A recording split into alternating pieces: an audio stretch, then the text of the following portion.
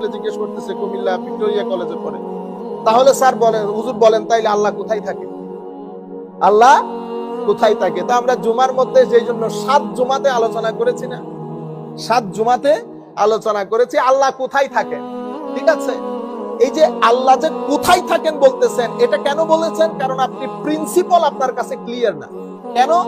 কারণ কোথায় কখন, কোথায় কখন এগুলা স্থানের সাথে সম্পৃক্ত, সময়ের সাথে সম্পৃক্ত। আপনি কোথায় জিজ্ঞেস করবেন যদি প্রশ্নটা কিসের সাথে সম্পৃক্ত হয়? স্থানের সাথে। কখন জিজ্ঞেস করবেন যদি প্রশ্নটা সময়ের সাথে সম্পৃক্ত হয়। তো এখন সময় এবং স্থান এটা সৃষ্টি, এটা আমার আল্লাহ সৃষ্টি করেছেন। যেহেতু সৃষ্টি করেছেন, তার মানে কি সৃষ্টির আগে এটা ছিল না, এটা পরবর্তীতে হয়েছে। তো এটা যখন ছিল না তখনও আমার আল্লাহ ছিল, এটা যখন ছিল না তখনও আমার আল্লাহ ছিল। এখন কোথায় আছেন? আগে যেখানে ছিলেন। যখন কোনো কখন ছিল না, যখন কোনো কখন ছিল না তখনও আল্লাহ ছিলেন। এখন কেমন আছেন? তো আগে যেমন ছিলেন। আপনারা বুঝতেন? তাহলে যখন কোনো কখন ছিল না তখনও আল্লাহ ছিলেন। যখন কোনো কোথায়, কোন জায়গায় জায়গা ছিল না তখনও আমার আল্লাহ ছিলেন। তো he is beyond time and space. Time and space created by him. He is the creator of time and space. So যেহেতু উনি টাইম এবং স্থান এটার স্রষ্টা, সুতরাং উনি এটার ভিতরে থাকবেন না। কারণ এটা সৃষ্টি, সৃষ্টির একটা শুরু আছে, একটা শেষ। যার শুরু আছে তার শেষ আছে। আল্লাহ বলে কাকে? স্রষ্টাকে। তো স্রষ্টা বলে কাকে? তো স্রষ্টা তাকে বলে যার কোনো শুরু, যার শুরু আছে সে কখনো স্রষ্টা হইতে পারে না। হযরত ঈসা আলাইহিস সালামকে আমরা স্রষ্টা কেন বলি না? কারণ ঈসা আলাইহিস সালামের শুরু আছে, এটা আমরা সবাই বিশ্বাস করি। উনি হযরতে মরিয়ম আলাইহিস সালামের মাধ্যমে জন্মগ্রহণ করেছেন। তো যার শুরু আছে উনি আর যাই হোক আল্লাহ হইতে পারে না। আর যার লাইসা কামিসলিহি শাই ওয়া হুয়া সামিউল বাসীর। আমি শেষ ফিনিশিংটা দিতে চাচ্ছি এই আয়াত দিয়ে। আমরা এই যে টোটাল প্রিন্সিপালটা বানিয়েছি যে আল্লাহ রাব্বুল আলামিন টাইম এন্ড স্পেস থেকে উপরে কারো মত না, তাইলে আল্লাহ সৃষ্টি স্রষ্টা। স্রষ্টা কাকে বলে? প্রথম কন্ডিশন হচ্ছে ওনার কোনো শুরু থাকতে পারবে না, নাম্বার 1। নাম্বার 2, স্রষ্টার কোনো পিতা মাতা থাকতে পারবে না। মানে কোন স্রষ্টা স্রষ্টা হওয়ার জন্য কোন রিজন থাকতে পারবে না। Without any reason he is creator and the end of the story. আচ্ছা, স্রষ্টার কোন সন্তান সন্ততি থাকতে পারবে না, স্রষ্টার কোন মত থাকতে পারবে না। তাইলে এখন স্রষ্টার জন্য মূল 4টা ইনগ্রেডিয়েন্ট যেটা দিয়ে সূরা ইখলাস নাযিল হয়েছে। কুল হু আল্লাহু আহাদ, আল্লাহুস সামাদ। আল্লাহুস সামাদ মানে তিনি অমুখাপেক্ষী। He is not in need of anybody. Everybody is in need of him. No, doesn't matter who is he. Even Imamul Mursalin Muhammadur Rasulullah sallallahu alaihi wasallam is deliberately, desperately, direly in need of Allah Almighty. আপনারা বুঝতে পেরেছেন? তাইলে স্রষ্টার জন্য প্রথম শর্ত আহাদ, এক হইতে হবে। 2 হইলে হবে না। 2 হইলে তরকারি পর্যন্ত উল্টাপাল্টা হয়ে যায়। ঘরের মধ্যে বাবুর্চি পিছনে 2টা ঢুকলে কি হয়? লবণ নিয়ে, ইসাক ভাই আর জাকারিয়া ভাই একসাথে ছিল তরকারি না, আমি তো গেছি, আল্লাহ আজকে গেছে তরকারি। বাইকনা বলে এটা দিবে, মামু বলে না এটা না এটা। বুঝতে পেরেছেন? তো তাদের 2 জনের ডিবেট দেখে আমি বলতেছি আলহামদুলিল্লাহ, আজকে বুঝতেছি আল্লাহ একজন কেন। এই আল্লাহ যদি 2 জন হইতো, এই কান এটা এখানে হইতো, চোখ নিয়ে মারামারি লাগতো। এক আল্লাহ বলতো চোখরে এখানে দে, আরেক আল্লাহ বলতো চোখরে পিছনে দে। এখন আমাদের অবয়ব এত সুন্দর হয়েছে আল্লাহ একটা হওয়ার কারণে, একটা হওয়ার কারণে। তো কুল হু আল্লাহু আহাদ, আল্লাহুস সামাদ, যিনি মুখাপেক্ষী হন, যিনি মুখাপেক্ষী হন। তো মুখাপেক্ষী মুহতাজ মানে দুর্বল। স্রষ্টা দুর্বল হইলে স্রষ্টা হইতে পারবে না। বুঝতে পেরেছেন? আল্লাহুস সামাদ। লাম ইয়ালিদ, লাম ইয়ালিদ মানে না তিনি জন্মগ্রহণ করেছেন, না তিনি কাউকে জন্ম দেন। যদি জন্মগ্রহণ করেন তো যার থেকে জন্মগ্রহণ করেছে উনি বড়। স্রষ্টা থেকে আপনি বড় হইতে পারবেন না। এরপরে উনি যদি কাউকে জন্ম দেন, উনি যদি কাউকে জন্ম দেন তো আল্লাহর ছেলে অবশ্যই আল্লাহ হইতে হবে, স্রষ্টার ছেলে স্রষ্টা হইতে হবে। তো যদি স্রষ্টার ছেলে থাকে, সেও যদি স্রষ্টা হয়, তাহলে তো আল্লাহু আহাদুনের সাথে কি হয়ে গেছে? কন্ট্রাডিকশন হয়ে গেছে। তাইলে মা বাবাও থাকতে পারবে না, সন্তান সন্ততিও থাকতে পারবে না। ওয়ালাম ইয়াকুল্লাহু কুফু, তার কোনো সমকক্ষ থাকতে পারবে না। সমকক্ষ থাকলে তো একজন আরেকজনের সাথে কম্পিটিটর হয়ে যাবে। এই হচ্ছে স্রষ্টা। সুতরাং স্রষ্টাকে স্রষ্টার মতো করে মানতে হবে। তাহলে আল্লাহ কিভাবে মানবো? ওই লাইসা কামিসলিহি শাই ওয়া হুয়াস সামিউল বাসীর। লাইসা, এই জন্য আল্লাহ রাব্বুল আলামিন শব্দ ইউজ করেছেন মিসল। আমি আগেও বলেছি, শুধু রেকর্ডের জন্য, উলামায়ে কেরাম যেহেতু দেখেন, মিসিল শব্দটি আরবির মধ্যে বড় কনস্ট্রাকটিভ কম্প্রিহেন্সিভ একটা ওয়ার্ড। মিসিল মানে মত হওয়া। এটার জন্য আরবিতে আমরা আরো শব্দ ব্যবহার করি, নিদ্দুন, জিদ্দুন, শিবহুন। আমরা উলামায়ে কেরাম খুতবার মধ্যে পড়ে লা জিদ্দালাহু ওয়ালা নিদ্দালাহু ওয়ালা মিসলালাহু ওয়ালা, পড়তে থাকে অনেক, ওয়ালা শাবিহালাহু।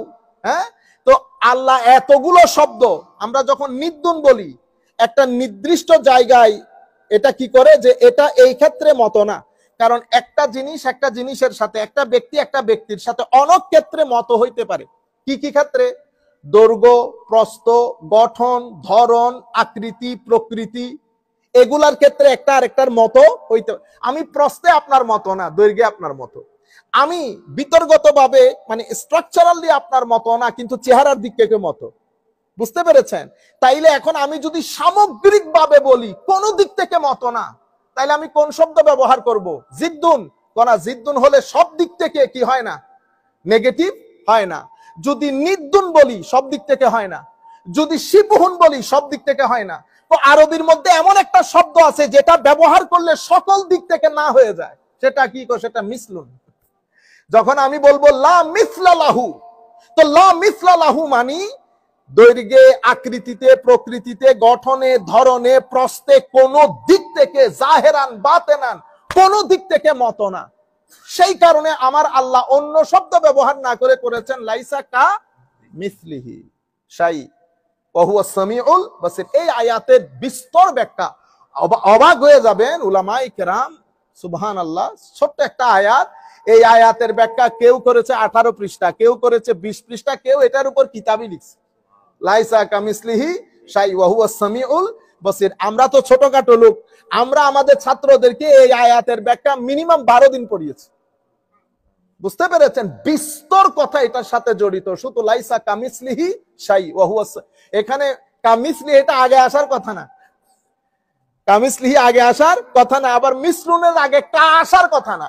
সুতরাং উলামায়ে কেরাম যারা দূর দূরান্ত থেকে শুনছেন, আপনারা কামিসলিহি নিয়ে উলামায়ে কেরামের তাফসীর পড়লে বুঝতে পারবেন কা আগে আসলো কেন, কা দিয়ে অর্থ কি, মিছিল মাঝখানে আসলো কেন, মিছিল আগে আসতে পারতো, পরে আসতে পারতো, অনেক ধরনের ব্যাখ্যা বিশ্লেষণ এটা আপনারা তাফসীরের কিতাবের মধ্যে দেখলে বুঝতে পারবেন। তাহলে আমার আল্লাহ বলতে চাচ্ছেন, প্রথম বিষয় শুধু আল্লাহ শিখে ফেললাম হইল না, না, এগুলো সবকিছু সম্পর্কে সচেতন হতে হবে। আবার অনেকে মনে করে, আমরা বলি না আমার আল্লাহ সুবহানাহু ওয়া তাআলা একেবারে প্রত্যেক কিছু, অণু পরমাণু সবকিছুকে ভিতর বাহির একেবারে কুল্লুম কুলা জানেন। আবার অনেকে মনে করেন না আমার আল্লাহ বড় জিনিসগুলা সম্পর্কে জানেন, ছোট ছোট জিনিসগুলা জানেন না। এই ব্যাপারে তারা ফিলোসফিক্যাল কিছু দলিলপত্র দেয়, যেটা পরে আমাদের তরুণ প্রজন্ম কনফিউজ হয়ে যায়। ফিলোসফিক্যাল বিষয়গুলা নিজেও কনফিউজ, আরেকজনকে কি করে কনফিউশনের মধ্যে ঢেলে দেয়। যেমন আমাদের বর্তমানে বাংলাদেশে সবচেয়ে বড়, আমার মনে হয় ওনাকে অনেক বেশি জ্ঞানী হিসেবে ধরা হয়, আমি নাম না নেই, অনেক কিছু শিখেছে, আমি স্যারের প্রতি অনেক বেশি শ্রদ্ধাশীল। কিন্তু স্যার যে কাজটা করে, কোন একটা ইস্যু নিয়ে কথা বললে স্যার সেটেল করার পরিবর্তে এটা নিয়ে কনফিউজ করে ফেলে। ইনফরমেশন বেশি থাকার কারণে, মানে অনেক বই পড়েছেন, তো স্যার এই জায়গার ইনফরমেশন, এই জায়গার ইনফরমেশন, এই জায়গায় স্যার কি বলতে চেয়েছে সবাই ভুলে গেছে। এরপরে স্যারে কনফিউজ করে ফেলে জিনিসটা সম্পর্কে এক্সাক্ট আইডিয়া দেওয়ার পরিবর্তে।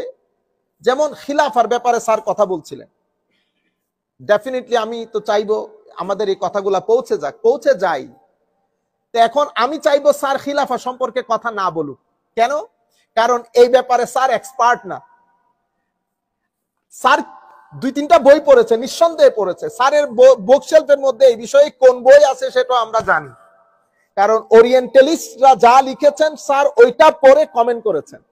আমি স্যারকে বলবো ওগুলা পড়ে কমেন্ট না করে স্যার মুসলিম রাইটাররা যা লিখেছেন ওইটা আপনার পড়া দরকার, তাহলে তো এক পেশে হয়ে যাবে। বুঝতে পেরেছেন? তো আমরা চাইবো দুই পক্ষের মুসলিম স্কলার্স এবং ওরিয়েন্টালিস্ট দুইটা পরে স্যার একটা নির্দিষ্ট মতামত দিবেন। স্যার খেলাফতের ব্যাপারে কি বলতে চেয়েছে এটা আমিও বুঝে নেই, যিনি প্রোগ্রাম রান করতেছেন ওনারও বুঝে আসে নাই, কিন্তু স্যার একটা মতামত দিয়েছেন, কনফিউশন। যাই হোক, আচ্ছা এই ধরনের কথা একজনে বলে, আরেক দল আইসা বলে আল্লাহ রাব্বুল আলামিনের শরীর আছে যেভাবে আমার শরীর আছে। Can imagine? এবং কারা বলেছে বললে আপনার মাথার চোখ মাথার গাম পায়ে পড়বে, যাদেরকে আমরা বর্তমানে পৃথিবী বিখ্যাত মুফতি বলি, সৌদি আরবের মধ্যে মহান পজিশন। এবং বলতে বলতে এতটুকুন বলেছেন বনি আদমের যেই জিনিসগুলো অনেক সুন্দর, কারণ আমার চোখ, আমার হাতের তালু, তো এটা বনি আদমের চেয়ে এটার বেশি হকদার আল্লাহ, বেশি হকদার আল্লাহ। যেমন হাতের তালু, এই হাতের তালু দেখতে অনেক সুন্দর, এটার বেশি হকদার আল্লাহ। তো আল্লাহ শুড হ্যাভ দিস, ইন্নালিল্লাহ বলেন। তো এগুলা কেন হয়? কারণ কোরআন এবং হাদিসের মধ্যে কিছু আয়াত, কিছু হাদিস, কিছু যেমন আল্লাহ রাব্বুল আলামিন রাতের শেষ ভাগে সপ্ত আসমানে নেমে আসে, ইয়ানজিলু, নুজুল হয়। তো নুজুল মানে অবতরণ করা, অবতরণ মানে 2 তলা থেকে 3 তলায় নামাকে, 2 তলা থেকে 1 তলায় নামাকে নুজুল বলে। এখন এটা আল্লাহ কোরআনের মধ্যে ব্যবহার করেছেন, আমার নবী হাদিসের মধ্যে ব্যবহার করেছেন। এখন এটার অর্থ কি হবে? তো ওনারা এটার অর্থ করেছেন নুজুল মানে নুজুল। তো এটাকে আমাদের বড় একজন আলেম দেখাইও দিয়েছেন নুজুলটা কেমন। তো যেমন আমি উঠছি না, আমি বসছি, এই বসাটা আল্লাহ আরশের উপর বসেছেন। এবং এটা বাংলাদেশে পাগল করে দিচ্ছে আমাদের উলামায়ে কেরাম। আমাদের ছেলেদেরকে এগুলো বলার তো কোনো দরকার, তাদের এগুলো দরকারও নাই, আমরা বাধ্য হয়ে আপনাদের সামনে কথাগুলা বলছি। আর তাইলে আল্লাহর মত নাই যেহেতু বলেছি, অবতরণ, আল্লাহ অবতরণ করেন না, বুঝতে পেরেছেন? অবতরণের সাথে জায়গা সম্পৃক্ত। তো আমার আল্লাহ তখনও ছিলেন যখন জায়গা ছিল না, তখনও অবতরণ করতেন। তাহলে এখানে অবতরণ অর্থ কি হবে? অবতরণ অর্থ মানুষের মতো নিচে আসে হবে না। কি হবে? তো আল্লাহ কি বুঝাতে চেয়েছেন সেটা আল্লাহ ভালো জানেন। তবে এখানে অর্থ হবে আমার আল্লাহর রহমত বান্দার খুব নিকটে চলে আসে, আমার আল্লাহর দয়া অনুগ্রহ বান্দার খুব নিকটে চলে আসে, বুঝতে পেরেছেন? এটা আল্লাহ। এর পরবর্তীতে আমার আল্লাহ বলছেন ঈমান বিল্লাহর পরে ওয়াল ইয়াউমিল আখির। ওয়াল ইয়াউমিল আখির মুসলিম বিলিফ সিস্টেমের মধ্যে সবচেয়ে গুরুত্বপূর্ণ হচ্ছে ইয়াউমে আখির, পরকালে বিশ্বাস। পরকালে কি হবে? পরকালে আমরা সবাই আল্লাহর কোর্টে দাঁড়াতে হবে। এবং সেটা কত গুরুত্বপূর্ণ, কত গুরুত্বপূর্ণ সেটা আজকের মাহৌল দেখলে বুঝতে পারবেন। জিজ্ঞেস করার আছে আপনি গুম করলেন কেন? জিজ্ঞেস করার আছে আপনি কেউ বোমা মারলেন কেন? আপনি বর্তমান পরিস্থিতিতে দেখলে বুঝবেন কিয়ামত কেন প্রয়োজন।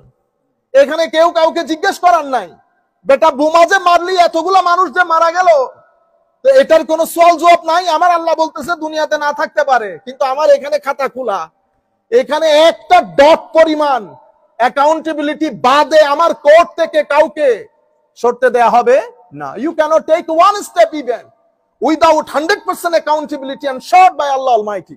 You cannot move. তো ইয়মে আখিরাতের প্রয়োজন। আপনি যখন কেউ সরকার প্রধান হয়, সরকার প্রধান হওয়ার কারণে একেবারে গ্রাসরুট লেভেল পর্যন্ত আমাদের কিছু সন্ত্রাসী ছেয়ে পড়ে, আপনি আওয়াজ করতে পারেন না। আমাদের মেয়েরা স্কুলে যাইতে পারে না, মেয়েরা কোচিং সেন্টারে যেতে পারে না। বাবা হিসেবে, ভাই হিসেবে যে কিছু বলবেন সেটারও সুযোগ থাকে না। এগুলা দেখলে বোঝা যায় ইয়মে আখিরাতের কি প্রয়োজন, ইয়মে আখিরাতের কি প্রয়োজন। আমার আল্লাহ জানেন এই বনি আদম, এদের জন্য যদি ইয়মে আখিরাতের ব্যবস্থা না করি, তো এদের মধ্যে যারা ডমিনেটেড ফ্যাক্টর, তারা জাতিকে শান্তিতে থাকতে দিবে না। সেই কারণে আমার আল্লাহ বলেছেন রাজা প্রজা সবাইকে আমার কোর্টে দাঁড় করাবো। মুসলিম বিশ্বাসের বড় ক্রুশিয়াল ফানাট এই ইয়মে আখিরাতের বিশ্বাসটা। অর্থাৎ আমার সন্তানদেরকে, আমাদের ছেলে মেয়েদেরকে এটা শিখাইতে হবে যে বেটা আমাদের একটা দিন আছে, ওই দিনে সবাইকে দাঁড়াইতে হবে, আল্লাহর কোর্টে পরিপূর্ণরূপে জবাব দিতে হবে। ওয়াল ইয়াউমিল আখির। এর পরবর্তীতে আমাদের তৃতীয় বিশ্বাস ওয়াল মালাইকা। তো মালাইকা কারা? তো মালাইকা হচ্ছে আল্লাহ রাব্বুল আলামিনের একটা সৃষ্টি, যেটা নূর দিয়ে তৈরি। ওনাদের বিশেষ খুসুসিয়ত হচ্ছে ওনারা খাওয়া দাওয়া করেন না, আহার পিনা করেন না, ওনাদের করার প্রয়োজনও হয় না।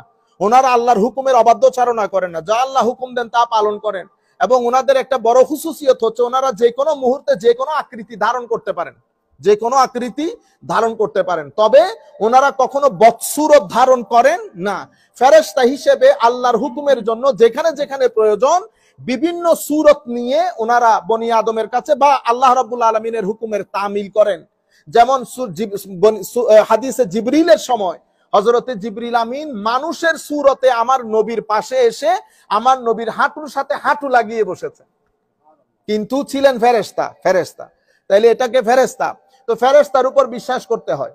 এর পরবর্তীতে ওয়াল কিতাব, আল্লাহ রাব্বুল আলামিন ফেরেশতা মারিফতে আমাদেরকে যে কিতাবগুলো দান করেছেন সমস্ত কিতাব, তো এখানে আল কিতাব বলেছেন, আল কিতাব, কুতুব বলেন নাই। তো আল কিতাব বলে কোরআন শরীফকে উদ্দেশ্য করেছে। কোরআন শরীফের মাধ্যমে আপনি ইতোপূর্বে সৃষ্ট সকল কিতাবের উপর বিশ্বাসটাকে এনশোর করতে হবে, এটা বলেছে। এর পরবর্তীতে আমার আল্লাহ বলেছেন ওয়ান নবিয়্যিন, তো কিতাব যাদের উপর নাজিল হয়েছে সেই সমস্ত নবীদের উপর বিশ্বাস স্থাপন করতে হবে। এবং এই ধারাবাহিকতায় আমার নবী সাল্লাল্লাহু আলাইহি ওয়াসাল্লামকে শেষ নবী হিসেবে পাঠিয়েছেন। কিন্তু আমাদের এখানে মুসলমান মিল্লাতের মধ্যে একটা ফেরকা আছে, এটাকে আমরা কাদিয়ানি বলি। আপনাদের ছেলে সন্তানদেরকে এগুলো শিখাইতে হবে। কাদিয়ানিরা এরা নিজেদেরকে মুসলমান মনে করে এবং মুসলিম পরিচয়ে সমাজের মধ্যে থাকে, কিন্তু এরা আমার নবীকে শেষ নবী মানেন না। বাইরে বলবে মানি, ভিতরে আসলে মানে না। তারা কাদিয়ানিকে কিভাবে নবী মানে, আপনারা বুঝতে পেরেছেন? কত জাতের ফেরকা। শেষ নবী না, একজনে বলে শেষ নবী না, আরেকজনে বলে আমাদের মতো মানুষ পাগল হয়ে যাবেন। আপনারা বুঝতে পেরেছেন? আচ্ছা, তো আমরা আমাদের বিশ্বাস, মুসলিম মিল্লাতের বিশ্বাস আমার নবী আখেরি নবী। আমার নবীর পরে জিল্লি নবী, আসলি নবী, অমুক নবী, কোন ধরনের নবীর নবুয়তের সম্ভাবনা নাই। আমার নবী সাল্লাল্লাহু আলাইহি ওয়াসাল্লাম এতটুকুন পর্যন্ত ঈমান, এতটুকুন পর্যন্ত ঈমান।